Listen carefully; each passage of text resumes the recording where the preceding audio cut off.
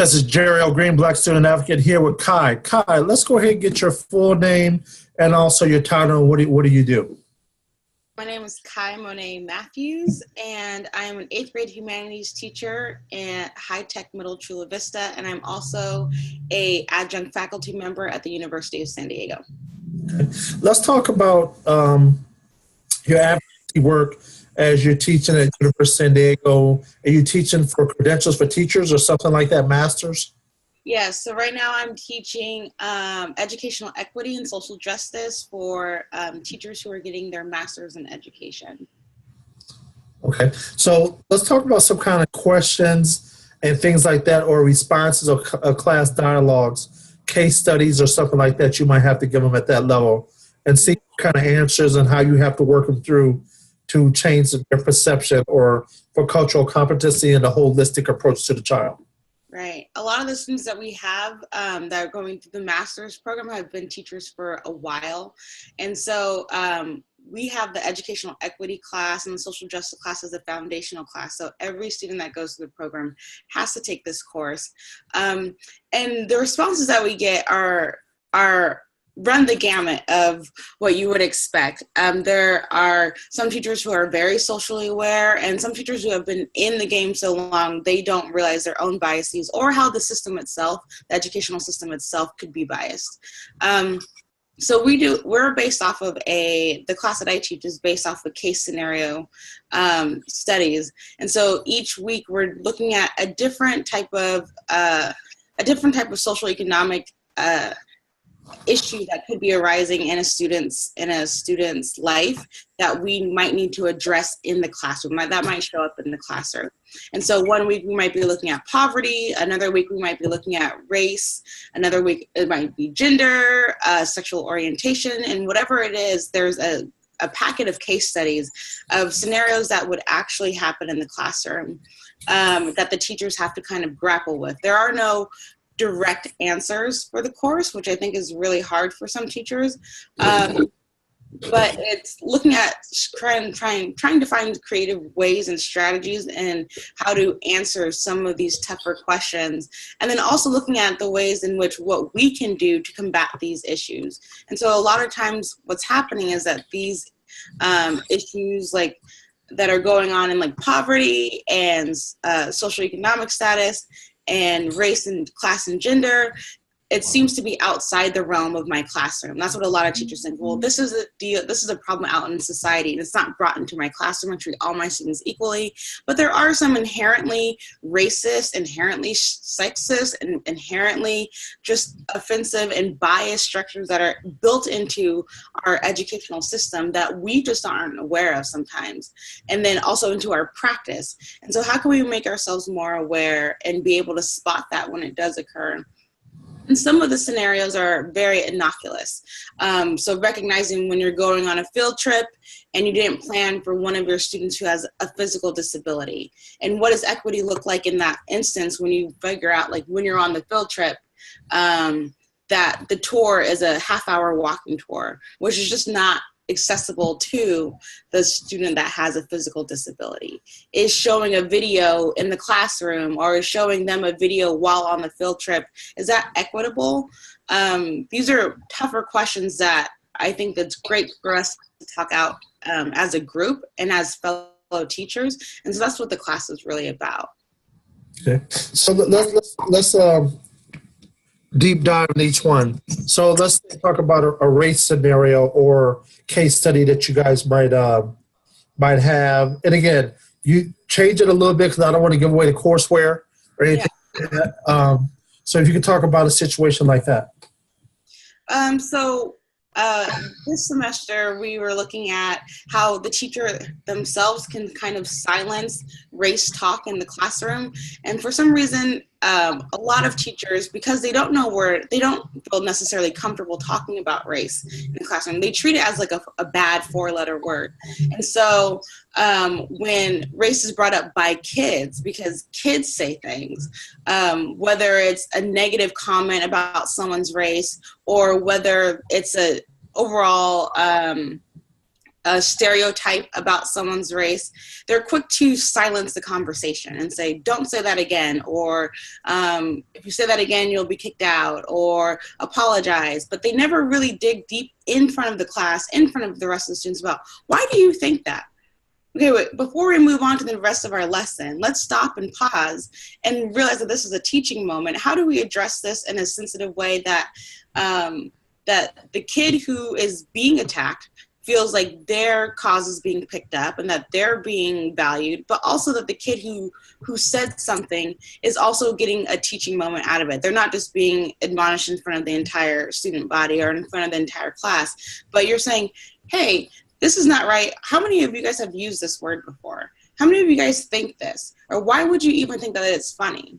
So I had a situation in my class this year where a student was joking around and was pretending to have a Hispanic accent and saying words that were indecipherable and virtually meaningless, but he was saying it at a table where he was a white student at a predominantly Hispanic table.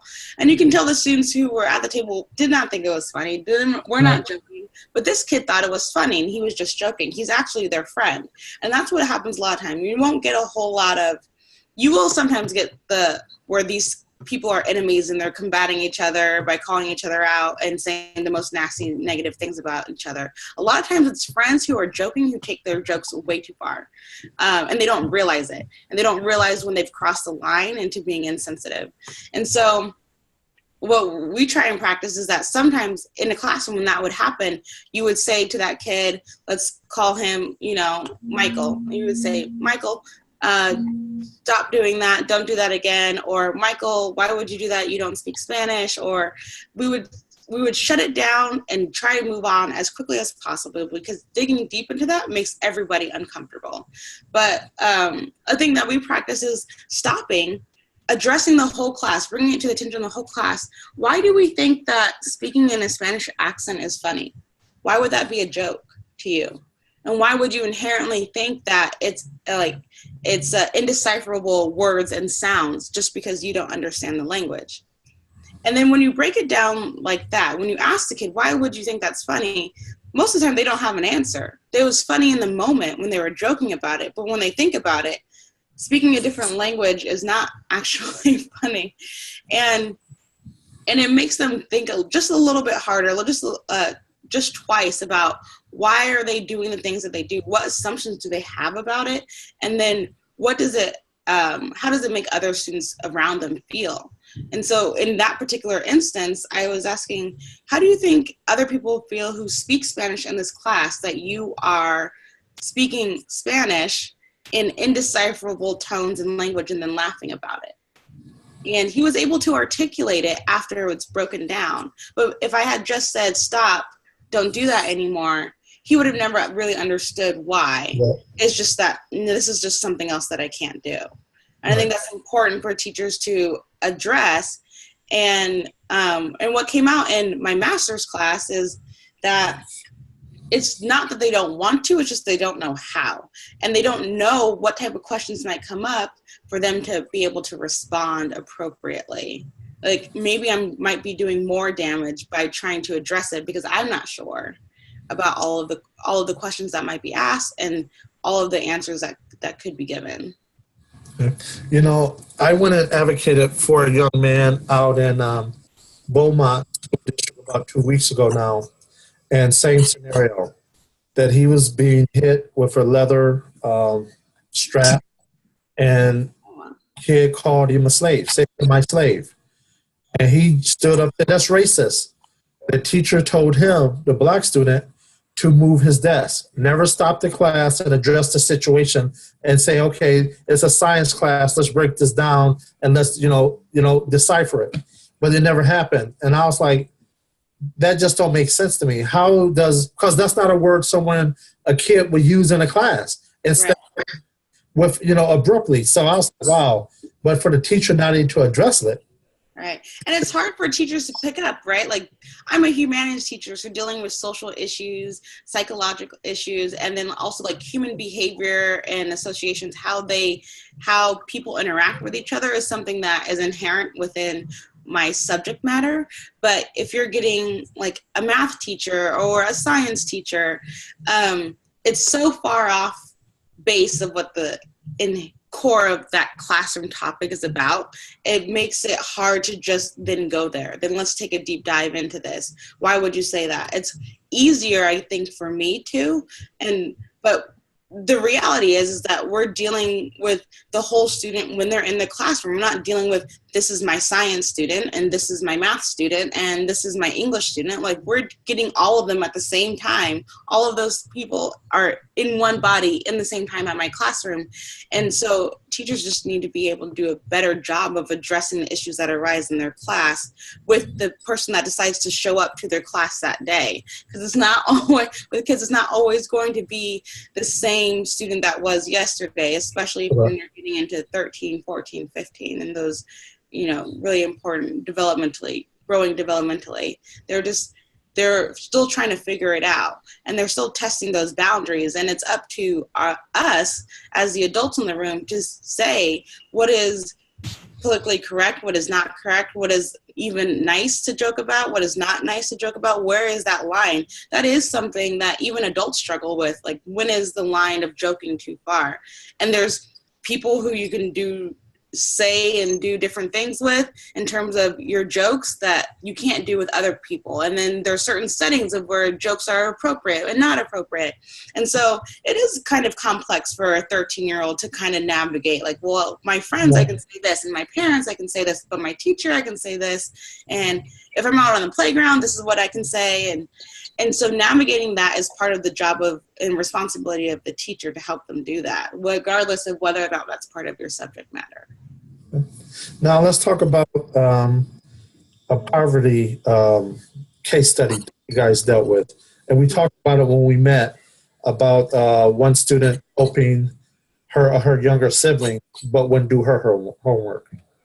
Yeah, so there was a case study that we looked at during our poverty unit, and it was a teacher who has a student in her class who's getting great grades. She's obviously very bright. She helps out other students in the class to understand the material, but she is consistently not turning in her homework. And in this class, homework is worth 20% of that grade. And so the teacher goes around to ask other teachers in the school that used to have this student about any issues that they used to have, with the student, and also about the parents, because the teacher has been trying to contact the parents, sent emails, phone calls, hasn't gotten anything back from the parents yet. She's also talked to the student herself and said, you would be getting an A in this class if you would just turn in your homework. And then the student keeps saying that she'll try to turn in her homework, but she has continuously not. And what the teacher discovers is that her younger siblings, the student's younger siblings, always turn in their homework. The teachers that have the younger siblings at this point are saying, no, well, that's not a problem with us. So she realized that it's just a problem with her current student. And then one of the teachers says that used to grow up in that neighborhood and knows the parents, told the teacher that the parents work multiple jobs. They are usually gone late at night, and it's the responsibility of her student to look after the little kids and to help them with their homework and get them ready for bed. And so a lot of times, in lieu of doing her own homework, this student would be helping her siblings out. And so the questions that were at the end of this case scenario were just really general. What should the teacher do in terms of Samantha, because clearly she's a bright student? What about the homework policy? Is it fair to do a different homework policy for Samantha, but not anyone else in her classroom? What are some creative ways that the teacher can contact or communicate with the parents, now understanding their work situation? And then what can the school system in general, like what is outside of her classroom, what can the school system in general help to support not only this kid, but also kids like her? And so that was one of the case studies that we had around poverty. That's just like an example. Yeah, it's something else we talked Saturday, and we have our own grading system. And what you're talking about is a holistic approach to the child or to the student, is that you got to understand where they are. And basically, you can't have everyone try to rise here. Teachers, you need to come down and deal with each individual student at their need and their level. That's what equity is. Equality is everybody gets shoes. Equity is everybody gets shoes that fit. Mm-hmm. Big difference, So, and now the next question would be, let's talk about a case study dealing with gender. Mm-hmm. Gender is always an interesting one. So, and I actually had one of my students take that on as their project. So as a culminating project at the end of the equity classes, that students have to pick an issue that they feel is prevalent at their own school site, do research to address it, actually talk to administration to see how they can change it, why this is an issue, what are inherent biases are fueling the fire of this issue. And what was interesting is that one student chose this topic, and he's in charge of like safety and the safety drills and this just school protocols for when there's an emergency. And one of the things that the school did for some reason, and they've always done it and no one has questioned it, is that when there's an emergency and there's an evacuation plan, and when they practice these plans, the class has to line up in two lines, and one's a boy line, one's a girl line. But it's not the most efficient way to take roll, number one, because you just have one big roster with boys and girls, and so why have two separate lines? And then also for students who might identify as something else, neither he or she, just they or it. And so, he actually this year, the only reason why he was thinking about it is because he had a student who identified as such. And so the student was just, asking him, what line should I line up in? And it was conflicting for her every time they had to do emergency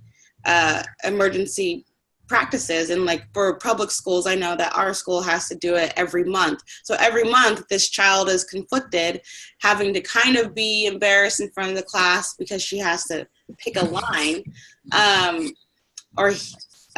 they have to pick a line.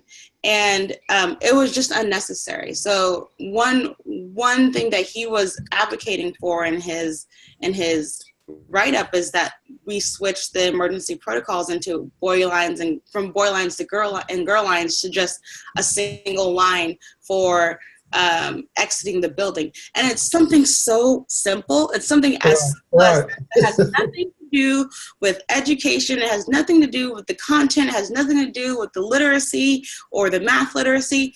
But just that little thing can make a student feel more welcome in their own environment, make them feel like they're actually a part of the community, make them not feel ostracized. And if that is something that we can do for even 10% of our students in school who might be feeling that way, then that's definitely something that teachers and administrators should be able to do. And that's just an example of when at the end of this class, you're just questioning everything instead of questioning just the student. Oftentimes we get into a mode of just, well, this is what's wrong with the student, but never questioning what is wrong with my practices, what's wrong with my policies, what's wrong with the internal structure that we've been abiding by for however many years now that no one has questioned. And just being able to kind of break through and realize that there's faults in everybody, and the last of which is the fault of the child. Like, we should be providing an environment where they feel comfortable and confident to learn. And if those little things can help with that, then those things, again, should be the first on our list to change, because they're simple changes. Okay. And so anyone who is watching the video right now, what is something that you might want them to know about unconscious bias or anything that comes up pretty frequent in your classes or the courses you teach?